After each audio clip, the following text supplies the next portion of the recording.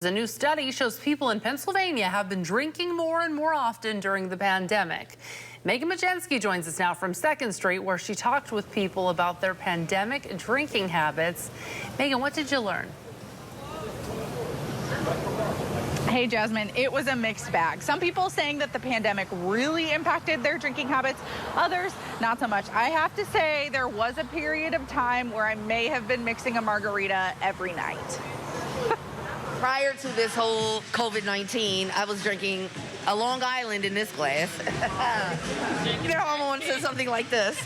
If the pandemic had you boozing a little more than usual, I've been drinking trash cans and I drink a lot more. you're not alone.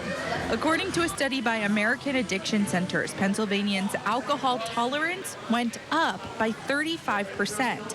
And an increase in tolerance means an increase in intake.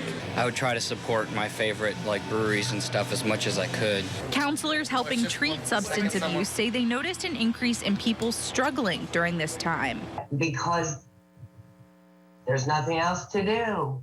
Wanda Barnett, clinical therapist at Retreat Behavioral Health, says during the pandemic she saw more people relapsing than ever before.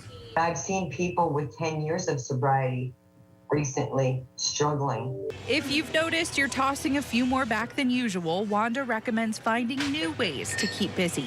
She suggests taking up a craft or yoga. When you're an alcoholic or an addict, when you keep this busy, that's the most important thing. And though we found some people upped their alcohol intake during the pandemic, some didn't feel the usual social pressure. I slowed down a little bit. I wasn't socializing, which is usually when I do drink. Now, if you think the pandemic had you drinking a little too much, Wanda recommends talking to someone. She says working up the courage to speak about it is the first step. I've got that number there that you can reach out to on the screen. Live in Harrisburg, Megan Majensky, CBS 21 News.